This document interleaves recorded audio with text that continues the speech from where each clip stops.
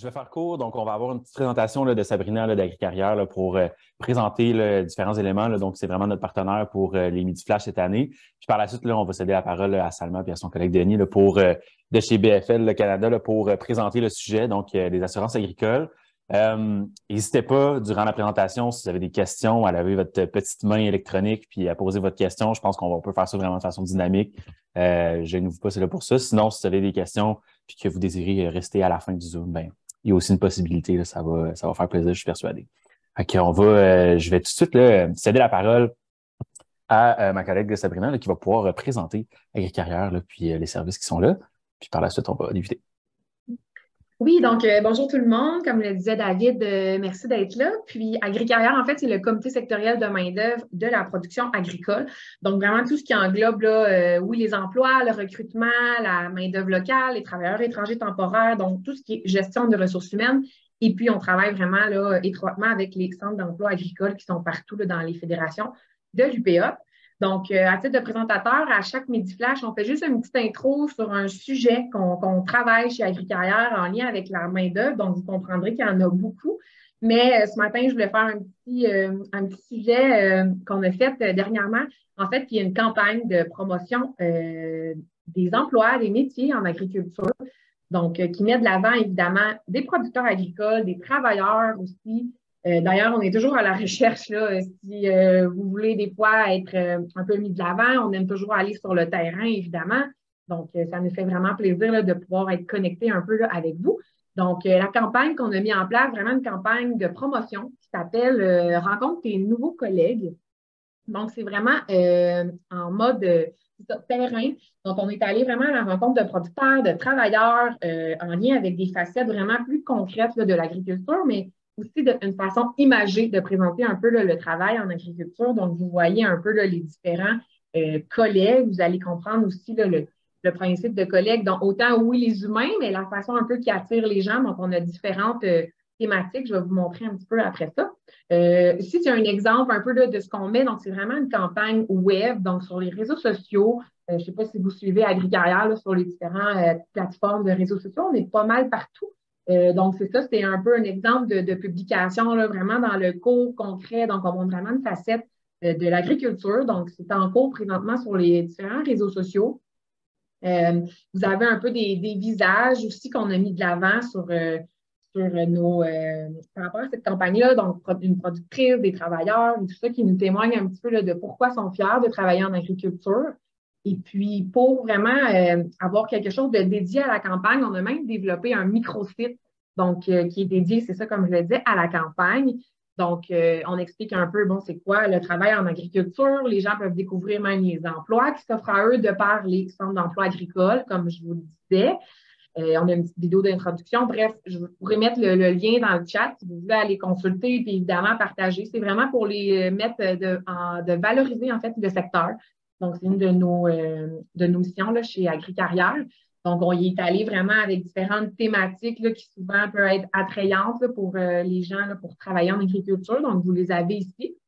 Et puis, même les formations aussi qu'on a mis de l'avant, ça défile là, vers la droite. Et puis, ouais, toutes les formations, comme je le disais, les gens peuvent aller consulter tout ça. Donc, c'est ça, un microsite là, dédié à la campagne, comme je vous le disais.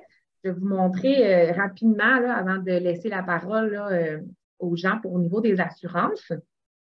Le genre de petite vidéo qu'on a tournée, ça peut vous mettre un peu dans le bain, comme on dit. Je vais juste partager avec le son. Parfait.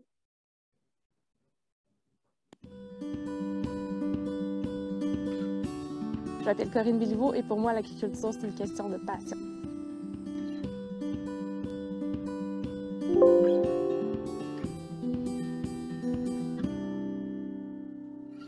Bien, travailler en agriculture, c'est sûr que c'est un métier qui s'apprend aussi au jour le jour. On apprend à tous les jours, même moi j'apprends encore, ça fait quasiment 10 ans que je fais ça. Puis on apprend tous les jours, puis c'est le fun de travailler vraiment avec les animaux, avec des êtres vivants, d'en prendre soin. Travailler avec la nature aussi. Je répète, mais être dehors, c'est tellement agréable.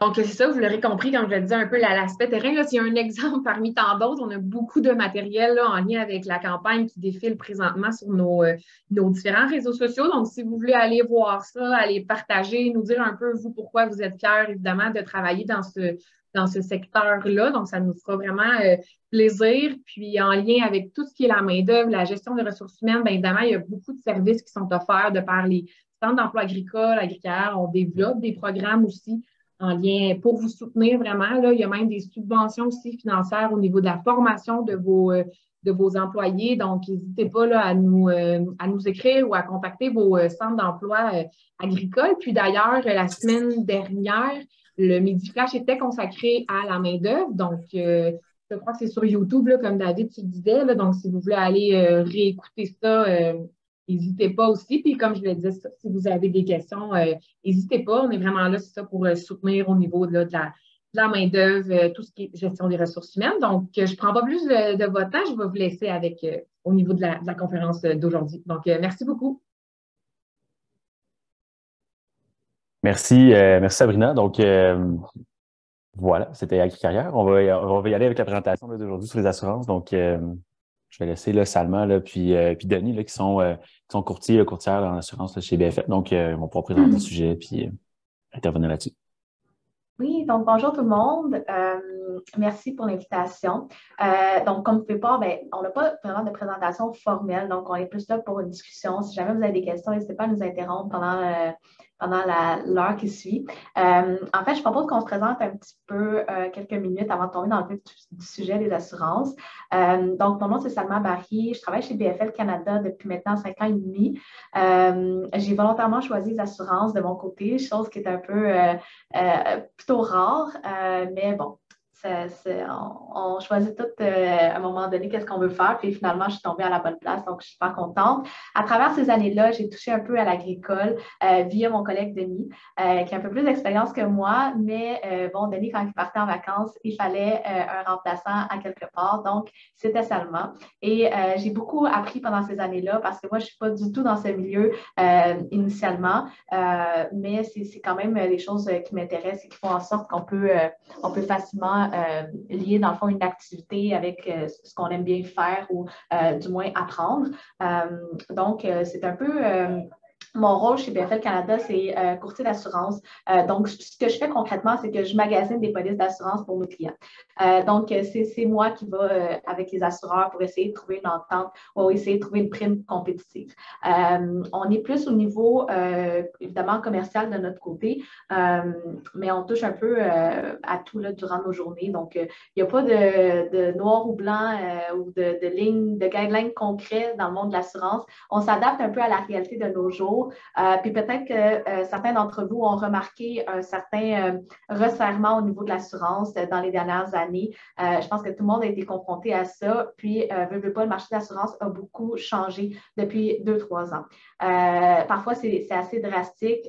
Puis, bon, c'est pas tout le monde qui a une passion envers les assurances. Donc, des fois, on ne sait pas trop où se retrouver à travers tout ça. Donc, voilà, une courte présentation de moi. Je vais laisser la parole à Denis avant de continuer dans le sujet. Bonjour tout le monde. Moi, je suis en assurance agricole équestre depuis 2012 chez BFL. Avant ça, je suis dans l'assurance depuis plus de 30 ans. J'en dirai pas plus pour mon âge. Le marché de l'assurance agricole est c'est un marché difficile. Mes collègues du Bureau de Québec s'occupent de l'assurance de grande culture, les fermes porcines, la volaille, les bovins, fermes laitières. C'est fait par mes collègues du Bureau de Québec. À Montréal, on s'occupe de l'assurance équestre, en particulier pour ce qui est des l'équitation de loisirs via Cheval Québec ou les centres équestres publics pour les clients qui ont des écoles d'équitation. Ça reste que c'est de l'agricole, même si ce n'est pas toujours l'avis du gouvernement. Nos clients font du foin, font du grain. Des fois, l'équestre est complémentaire aux activités agricoles, ce qui peut causer un problème aussi au niveau de la responsabilité civile agricole. Le marché de l'assurance agricole est très difficile depuis 5 ans. Vous l'avez constaté probablement, on a beaucoup de bâtiments qui sont des bâtiments qui sont âgés, qui n'ont pas été rénovés, pas nécessairement au goût du jour, mais aux normes du jour, ce qui cause un problème au niveau de l'assurance. Il y a des clients qui se retrouvent à découvert parce que leurs bâtiments sont trop désuets. Oui, le bâtiment est fonctionnel pour ses besoins, mais au niveau de l'assurance, il représente un risque trop élevé. Donc, l'assureur va se retirer du risque carrément, où il va augmenter les primes, augmenter les franchises. C'est une problématique qu'on a depuis plusieurs années, à laquelle on travaille pour essayer de corriger. Le problème majeur, c'est qu'il n'y a pas beaucoup d'assureurs qui font de l'agricole. Quand il n'y a pas beaucoup d'assureurs, ça fait un marché qui est plus resserré. Si, exemple, vous achetez une boutique de vêtements, vous pouvez avoir facilement une cinquantaine d'assureurs qui vont assurer votre boutique de vêtements. Une entreprise agricole, le marché va se limiter très rapidement à 4 ou 5 assureurs. Le principal va être Intact Assurance. Les autres joueurs qui sont importants, c'est Promutuel, Optimum Agricole, le groupe Astrid Richelieu. Ce sont les assureurs habituels qu'on rencontre en agricole au Québec. C'est ce qui complique notre tâche quand vient le temps d'assurer des bâtiments agricoles. La majorité du temps, les problèmes relèvent au niveau de la sécurité incendie pour le système électrique. La majorité des incendies sont causés par des problèmes électriques. Ce qui s'est passé dans les dernières années, les assureurs acceptaient, exemple, du fil BX. Et là, maintenant, ils n'en veulent plus. Ils veulent que le client change son filage électrique dans son bâtiment pour mettre du filage conforme aux normes de bâtiment humide. Changer du BX pour du fil en PEX ou du fil dans des tubes de plastique, c'est très coûteux. C'est une problématique qu'on a actuellement, qui est rencontrée. L'autre problématique, c'est que des fois, les clients nous appellent trop tard. Ils nous appellent le mardi pour dire que mon assurance termine la semaine prochaine, je dois avoir une soumission. Malheureusement, on ne pourra pas faire la soumission. Les assureurs nous demandent minimum 30 jours avant l'échéance du contrat et ils ne font pas de soumission en cours de terme. Donc, il faut, si vous voulez vérifier le marché de l'assurance, prenez-vous au moins 60 jours d'avance. Des photos détaillées de vos bâtiments, description complète des rénovations qui ont été faites. Puis une description, bien entendu, de vos activités aussi. C'est inutile d'appeler 4-5 courtiers d'assurance. Tous les courtiers d'assurance au Québec vont faire affaire avec les mêmes assureurs. Vous pouvez faire affaire, si vous voulez, avec 2 courtiers différents, mais vous allez, si le premier courtier a été rapide, il va déjà avoir contacté les autres assureurs. Fait que le deuxième courtier va se faire répondre « Nous avons déjà été approchés par un autre courtier », il n'y aura pas de réponse. Des fois, ça fait en sorte aussi que les assureurs vont, comme on dit, flaguer le dossier parce que le fait que le client magasine trop, et des fois, ils trouvent ça louche rendu là. Puis le fait aussi qu'il n'y a pas beaucoup d'assureurs qui sont sur ce type de risque-là, des fois, ça prend plus de temps aussi parce que, bon, il y a un certain volume et il y a certains assureurs qui se sont retirés aussi du marché dans les dernières années, ce qui crée encore plus de rareté. Et non seulement les assureurs se sont retirés du marché, mais la quantité de réclamations a tout de même augmenté. Ce qui fait en sorte que le marché est un peu alimenté par l'historique des sinistres. Il y en a qui vont dire, écoute, je n'ai pas eu de sinistre depuis les 15-20 dernières années, on touche du bois, mais ça reste que les assureurs, eux, ils ont été impactés par d'autres que malheureusement, ils ont eu lieu.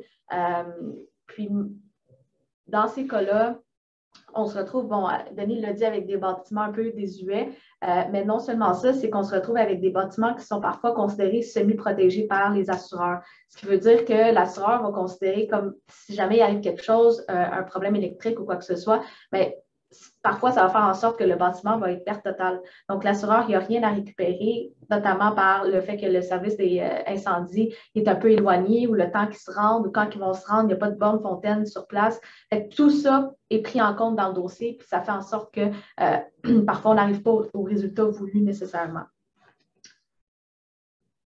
C'est vraiment la rareté qui fait en sorte qu'il n'y a pas de compétition sur le marché. Donc, les assureurs ne se tirent pas les dossiers comme ça pouvait être le cas avant. Bon, on travaille beaucoup avec les assureurs, puis c'est d'entretenir aussi la relation avec les assureurs, autant de notre côté que du côté du client. Dans le sens que si on magasine, on fait en sorte qu'on magasine avec le dossier là, 2 ans de suite, ce n'est pas nécessairement l'idéal parce que le premier assureur a tellement analysé le dossier qu'on veut faire un bout de chemin avec lui, puis on veut trouver des ententes avec les années puis négocier. C'est un peu d'être patient, mais c'est d'être conscient aussi de la réalité des assureurs, malheureusement. Puis c'est pas juste le domaine agricole, les caisses ou tout ce secteur-là qui est touché. Il y a vraiment beaucoup de secteurs d'activité qui sont touchés, mais qu'on n'entend pas nécessairement parler. De notre côté, on les voit parce qu'on les travaille, mais sachez que souvent, là, vous n'êtes pas les seuls dans ce bateau-là. C'est vraiment généralisé, puis on est dans une économie connectée. C'est-à-dire que les assureurs vivent plein de choses à travers le monde bon, on n'est pas nécessairement touché ici, mais comme je disais, l'assureur est touché et donc ça a une répercussion sur sa profitabilité. Donc, as-tu quelque chose à rajouter? Oui. Au niveau de l'assurance agricole, on parle toujours de gros bâtiments, de valeur importante. En assurance agricole, quand il y a un incendie, il n'y a pas une fréquence, c'est-à-dire qu'il n'y a pas des incendies de ferme à tous les jours. Mais quand il y en a un, c'est toujours grave, c'est rarement une petite perte. Le bâtiment au complet va y passer. Vous le savez, vous le voyez passer dans les réseaux sociaux, dans les journaux. Un incendie sur une ferme agricole va souvent générer une perte supérieure à 1 million. Il n'y a pas besoin d'avoir une fréquence de réclamation, juste le fait que c'est des pertes importantes, c'est ça qui affecte la rentabilité. Le bon côté des taux d'intérêt qui augmentent, ça va améliorer la rentabilité des assureurs. C'est moins bon pour notre portefeuille à nous, mais pour les clients, ça peut être bon à long terme au niveau de l'assurance parce que ça va améliorer la rentabilité des assureurs. Est-ce qu'il y en a qui voudraient poser des questions? Je ne sais pas si on voit. Je ne vois pas là, si... Est-ce que tu peux nous aider, David? Moi, j'ai pas de questions. Par contre, s'il y a des gens qui veulent le faire, vous pouvez lever votre main ou débloquer votre micro et poser votre question directement. Oui, puis si je peux rajouter, là, si jamais il y en a qui ont des questions, ils pourront nous faire signe, mais si je peux rajouter dans les dernières années, puis Denis, corrige-moi, mais les assureurs ont aussi fait beaucoup d'inspections au niveau des bâtiments. Fait que, ça, avant, il y en avait, mais c'était pas mal espacé en termes de temps. Là, maintenant, ils font des inspections, puis en plus de ça, ils font des suivis sur les recommandations, mais des suivis hyper serrés qui font en sorte que c'est quasiment comme des menaces de comme faut que tu fasses ces travaux-là dans les 2-3 prochains mois, autrement, tu n'es plus assurable. Et donc, là, on se retrouve un peu coincé parce que les coûts de rénovation qui sont demandés par des recommandations, qui arrivent du jour au lendemain, évidemment, sont parfois élevés. Puis, parfois, le client n'est pas nécessairement en mesure de faire ça tout de suite, mais ça fait en sorte que, bon, dans 3 mois, il ne sera plus assurable. Fait que ça, c'est dommage, mais le fait d'en faire régulièrement fait en sorte aussi que peut-être les rénovations vont moins s'accumuler. Fait que c'est juste de garder, Denis l'a dit au début, c'est qu'on n'est pas aux normes du jour parfois sur certains bâtiments et c'est ce qui cause problème. Mais si on y va vraiment de façon évolutive, puis graduelle, ben, ça fait en sorte que bon, les coûts de réno sont moins, ils arrivent moins tout en même temps. Il y a une question? Oui, dans la boîte. Y a-t-il des nouveaux joueurs dans l'assurance agricole? L'espoir de voir la baisse des coûts d'assurance. La baisse des coûts d'assurance, j'en doute pour l'instant. Tant que la rentabilité ne sera pas revenue, je ne vois pas de baisse à court terme. Des nouveaux joueurs, non, il n'y en a pas non plus parce que la rentabilité n'est pas là. Tant qu'on n'atteindra pas une rentabilité, les assureurs ne seront pas intéressés à toucher à ça. Et si je peux rajouter là, au niveau des nouveaux joueurs, Denis l'a dit, les gens ne veulent pas rentrer dans un secteur tant et aussi longtemps, ils ne voient pas un profit. Puis l'autre chose, la baisse du coût d'assurance, pour l'instant, ce qu'on entend du marché, c'est qu'on est loin de là parce qu'il y a beaucoup plus de catastrophes naturelles qu'il y en avait. Les catastrophes naturelles qu'on a eues dans les 3 dernières années, il n'y en a jamais autant eu en 25 ans. Fait que ça, c'est comme des données qui ont fait en sorte que les assureurs, bon, ils ont comme sonné l'alarme un peu. Mais si je peux donner un exemple, puis un événement quand même récent, là, la tornade qu'il y a eu à Mascouche, je ne sais pas s'il y en a qui sont dans le coin, mais c'était jamais nécessairement arrivé pour avoir autant de dommages qu'il y en a eu. Fait que ça, c'est des choses que les assureurs ne prévoient pas dans ces régions. C'est des régions qui sont considérées à risque normal. Et finalement, quand on a des catastrophes comme ça, ben bon, ça engendre des coûts, mais on se dit tout le temps où est la fin. Puis malheureusement, pour l'instant, il n'y en a pas. Ça s'accumule, des feux de forêt, justement, les tornades qui touchent différentes sections à travers le Québec, à travers le Canada. Il y en a eu à Gatineau aussi. Il y a certaines fermes qui ont été affectées. Fait que tout ça joue un rôle dans la profitabilité. Puis malheureusement, on n'a pas de contrôle nécessairement là-dedans, mais c'est les catastrophes naturelles aussi qui alimentent le tout. Fait que c'est pas seulement des petits sinistres qu'il y a ici et là par faute de réno, mais c'est les catastrophes auxquelles on fait tous face et auxquelles les gens sont touchés de près ou de loin à différents niveaux. Il y a maintenant des systèmes de prévention qui sont disponibles sur le marché. Je pense entre autres, c'est PrevTech qui vont pas scanner, mais qui vont surveiller l'alimentation électrique des différents circuits du bâtiment agricole. Ça ne détectera pas un incendie, mais ça va envoyer une alarme pour dire il y a un problème sur le circuit numéro 17, qui est le compresseur de la laiterie. Ça ne réglera pas votre problème, mais ça va vous dire qu'il y a un problème électrique. Fait que ça va vous avertir d'avance qu'il y a quelque chose à aller vérifier. La prévention va être le maître mot des prochaines années. La prévention est coûteuse, mais elle en vaut la peine. Parce que c'est ce qui fait en sorte, à un moment donné, qu'on risque peut-être de s'en sortir. Puis comme je disais, c'est valide partout, la prévention sur ces petits gadgets-là. Puis il y en a qui en font aussi sur les tanks à eau chaude. Il y en a de plus en plus, ça aussi, parce que ça, quand ça fait des dégâts, c'est pas vraiment rattrapable. Donc, en milieu agricole, les pertes causées par les réservoirs d'eau sont moins importantes parce qu'ils sont souvent dans une cave de service. Donc, ça ne fait pas de problème. Mais quand c'est dans une tour de condo en ville ou au village, tu as un édifice à logement, exemple, de 4 étages, le réservoir eau chaude au 3e étage va causer beaucoup de dommages dans la bâtisse. Les dégâts d'eau sont une source majeure de réclamation au niveau commercial, mais dans les municipalités. En agricole, ce n'est pas une problématique. La problématique agricole va relativement être l'électricité. Y a-t-il des possibilités je peux te poser la question, c'est correct? Oui. OK. Y a-t-il des possibilités que la rentabilité ne revienne pas puis qu'il y ait de moins en moins d'assureurs qui décident de rester dans le marché puis qu'il y en ait plus à un moment donné qu'il n'y en ait plus? Ça pourrait-tu arriver? Bon, techniquement, oui, ça pourrait arriver, mais j'en doute beaucoup. Les assureurs, ce qu'ils font pour améliorer la rentabilité, ils font des inspections, demandent des recommandations, vont augmenter la tarification. Ils vont l'obtenir, la rentabilité. Ça va prendre combien de temps? Ça ne sera pas du jour au lendemain, mais ça s'améliore. Est-ce qu'il va y avoir moins d'assureurs? Je ne vois pas les joueurs comme Intact, Optimum, Estrie-Richelieu ou Promutuel se retirer du marché de l'agricole. Mais ils vont peut-être commencer à partager des risques, chose qu'on ne voyait pas en agricole. En commercial, si vous avez une grosse bâtisse de 40 millions, exemple, vous pourriez très bien avoir 4 ou 5 assureurs à se partager le risque. Okay. En agricole, ce n'est pas quelque chose qu'on voit, mais ça pourrait être quelque chose qui va revenir dans les prochaines années. C'est que les assureurs vont se répartir les risques entre eux autres, entre les 4 grands. Mais okay. Je ne l'ai pas vu encore.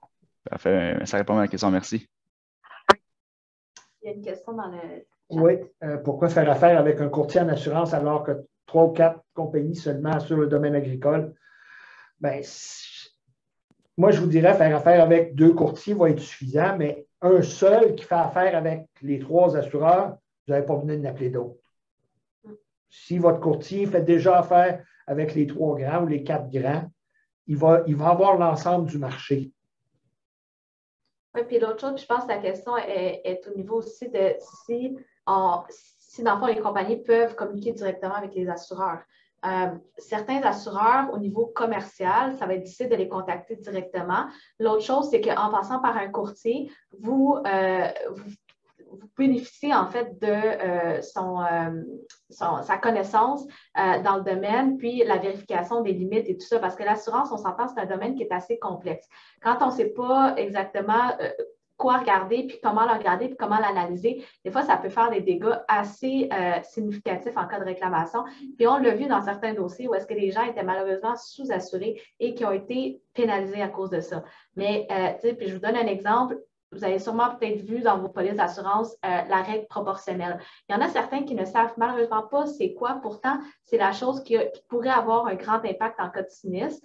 La règle proportionnelle, ce que ça dit, c'est que vous devez être couvert, et souvent, vous avez comme un 80 ou un 90 c'est que vous devez être couvert pour au moins 80 de la valeur de vos biens.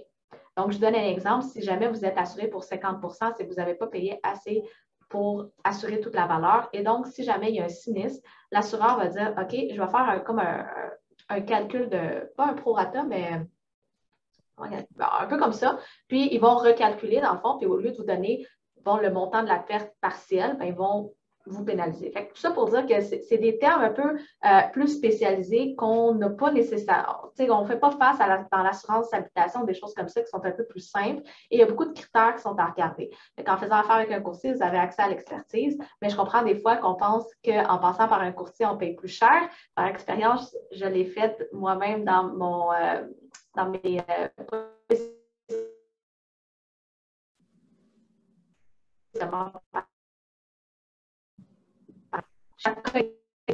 Comme je disais, dans mon expérience personnelle, j'ai passé par un assureur directement et après quelques années, quand j'ai magasiné mes polices, j'ai passé par un courtier et la prime était relativement moins chère. Ça ne veut pas dire que ça va arriver, mais non seulement vous faites affaire avec un expert, mais vous avez aussi accès quasiment aux mêmes primes.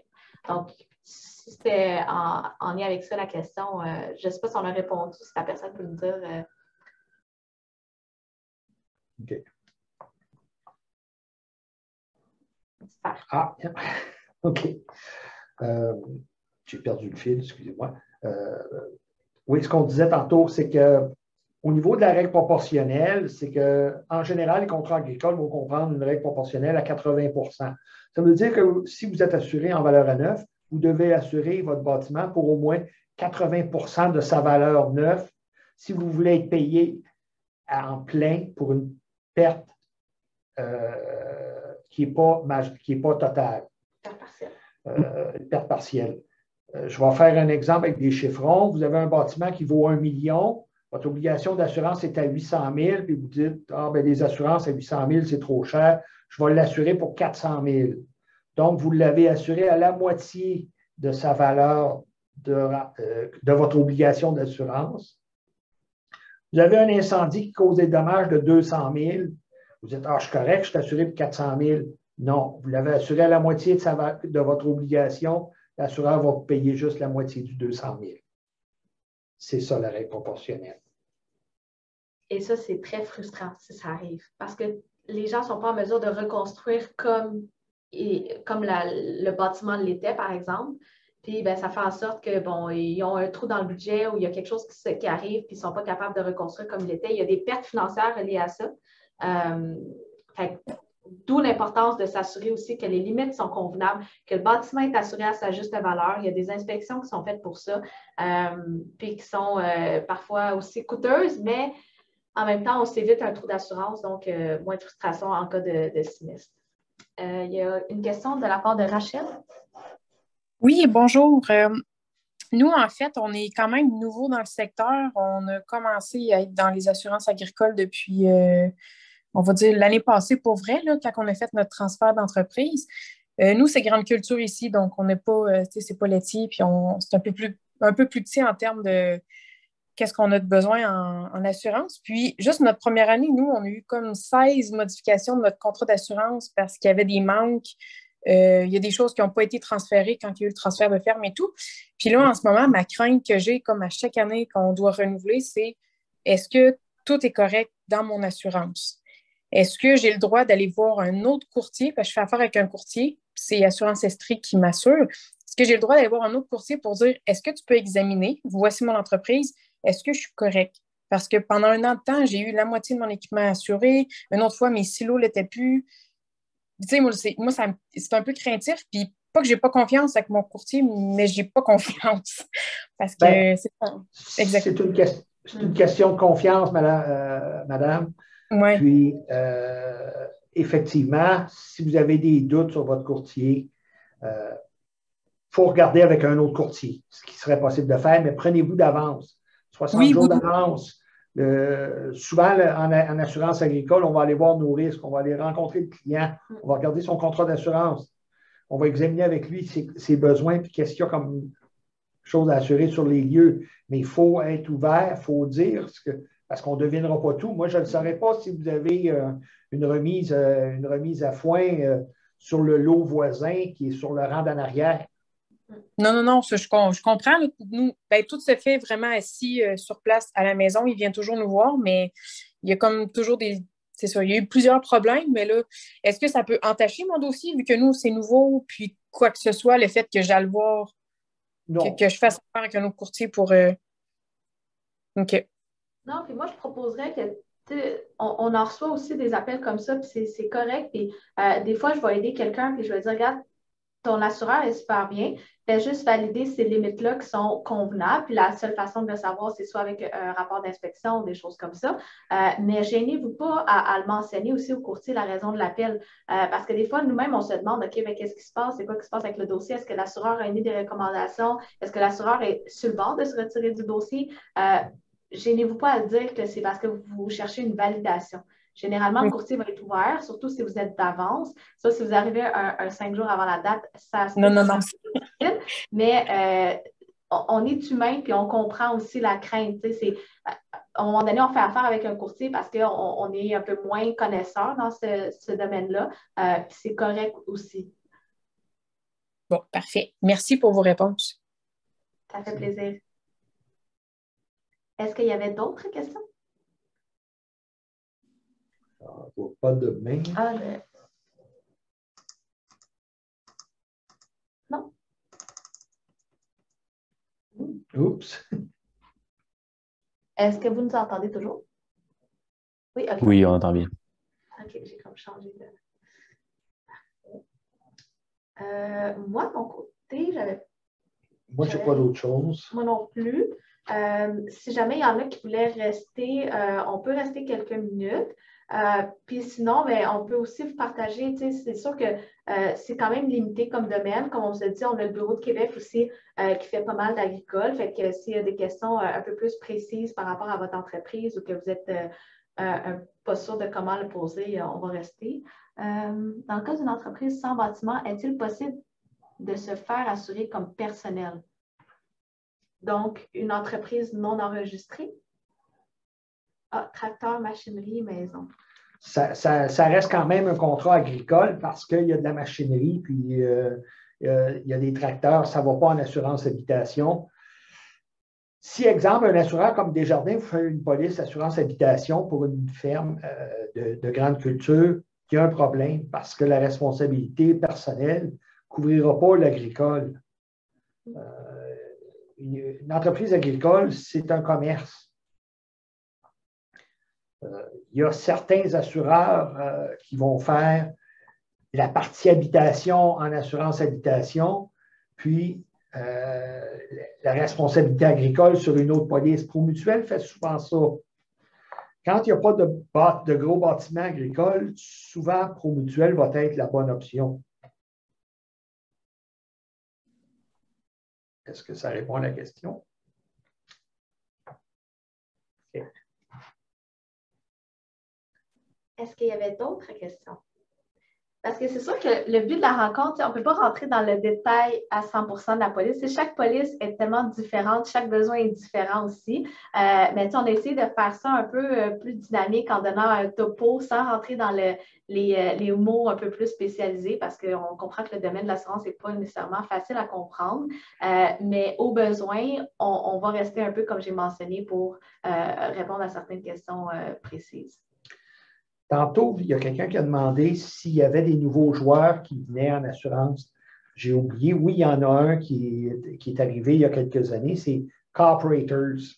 C'est un assureur de l'Ouest canadien qui a commencé à faire au Québec il y a une dizaine d'années, mais il n'est pas présent dans toutes les régions parce que c'est un assureur à agent. Donc, vous faites affaire avec un employé de la compagnie. Et ils ne sont pas présents dans toutes les régions. Mais c'est un nouvel assureur en agricole. Est-ce qu'il va rester là longtemps? Ça, je ne peux pas le savoir. L'avenir va nous dire, mais... Et ça, c'est un exemple d'assureur aussi que le courtier n'a pas accès. Donc, c'est vraiment vous qui devez faire la procédure directement avec eux, puis voir si jamais il y a des options possibles. Moi, je n'ai pas d'autre chose à ajouter. Moi, j'avais une question, peut-être que ça va rejoindre là, des questions qu'on peut avoir chacun de notre côté. Là.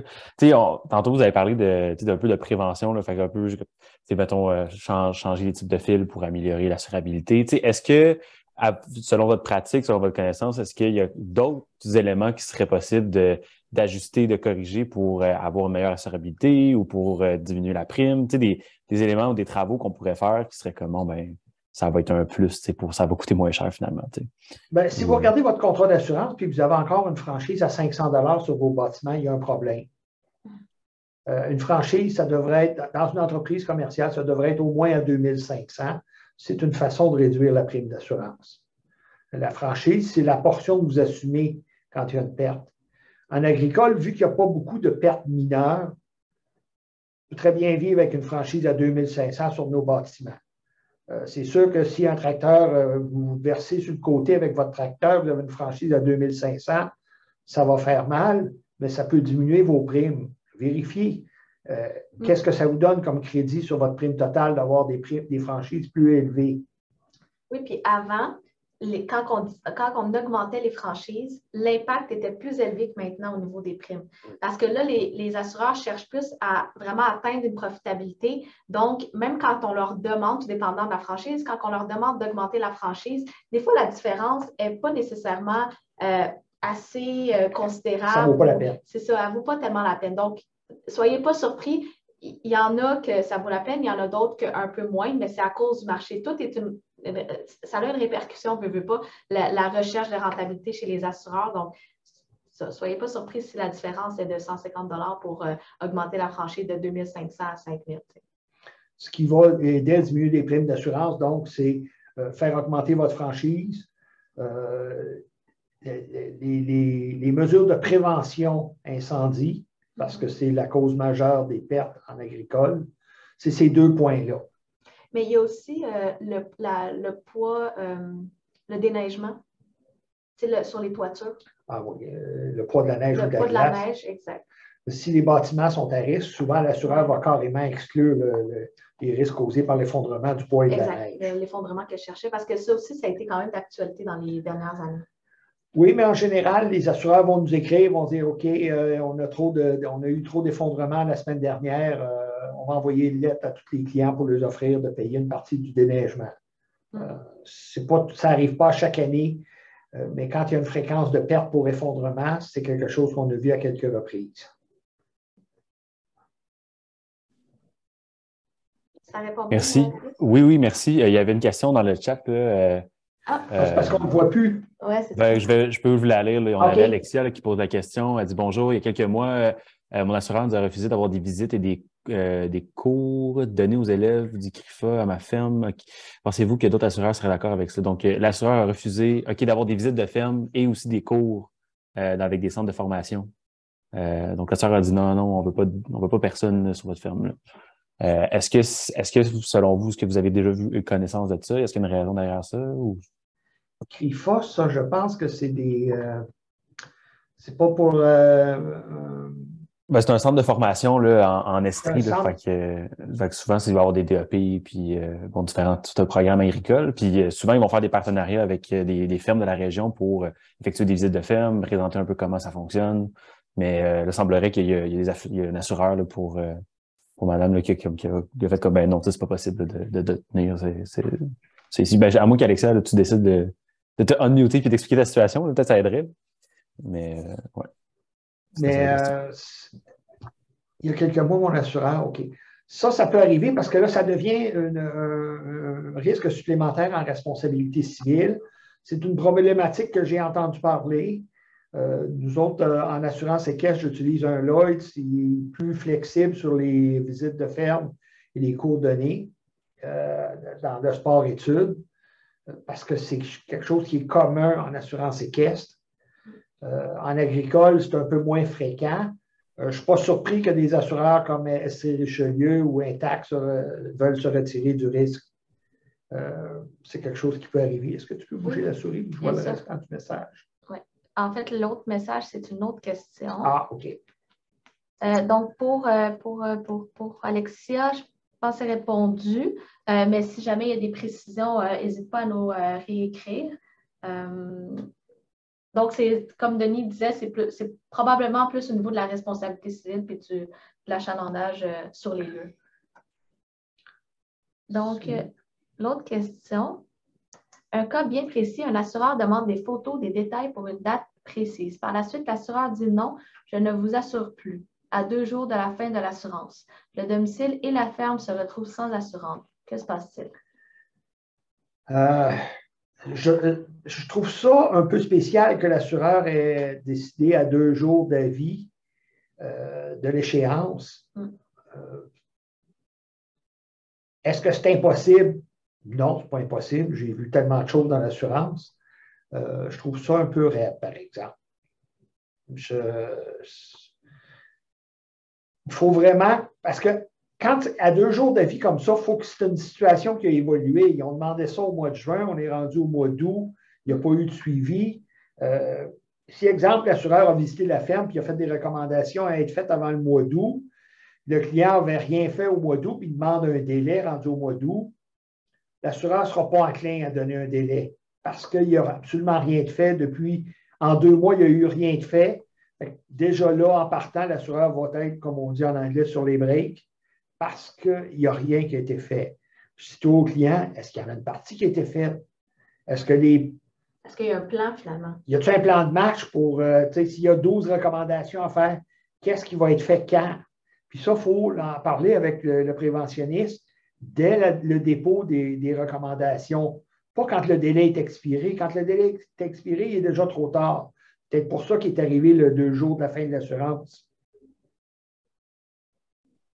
C'était un délai de réponse aux questions. Ouais.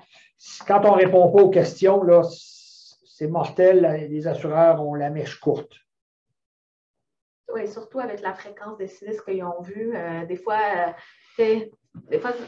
l'importance aussi de renouveler les polices à temps, c'est qu'en 24 heures, il peut se passer tellement de choses. Ouais. Des fois, on est en train de renouveler la police. Les conditions de renouvellement sont parties vers le client. Il arrive un sinistre, ça change tout le dossier.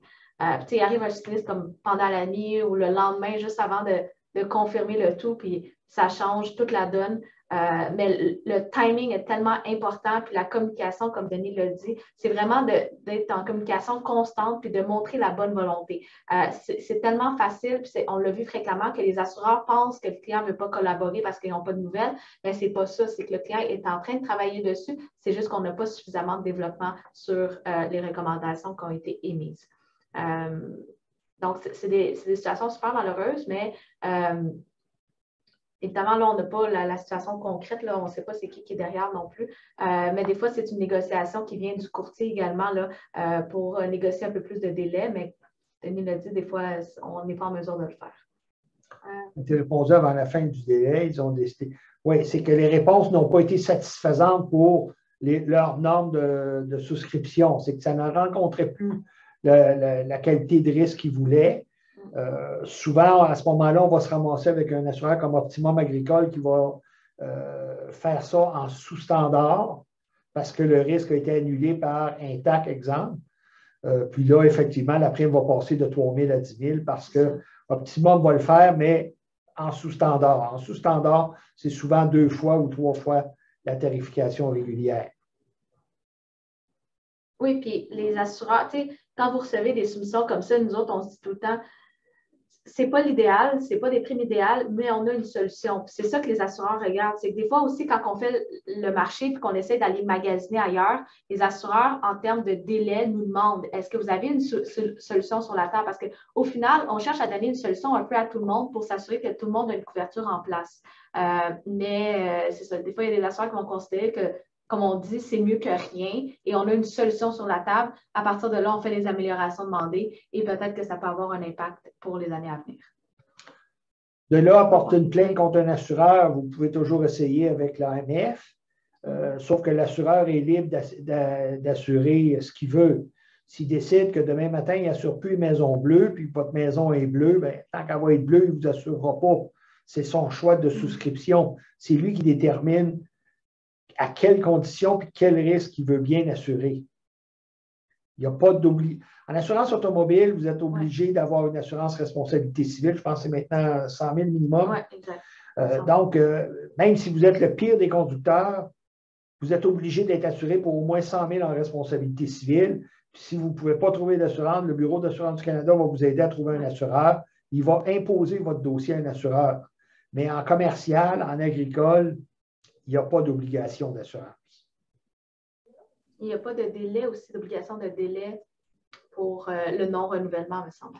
Au niveau commercial. Au niveau commercial, il n'y a pas de délai. Ça va arriver souvent qu'ils vont être à la dernière minute. Ça fait plaisir. D'autres questions? Je n'en vois pas dans le chat. Je ne vois pas de main levée. Je ne vois pas de main levée non plus. Est-ce qu'il y a des mains levées, David? Non, j'en vois pas non plus. S'il n'y a pas d'autres questions, ben écoute, on va laisser aller les gens. Puis s'il y a des gens qui ont des têtes, qui sont peut-être un peu plus gênés et qui veulent poser des questions, ben ils pourront rester. Sinon, merci beaucoup. Merci beaucoup d'avoir été là. Merci Salma, merci Denis pour votre présentation et d'avoir pris le temps là, de répondre aux questions.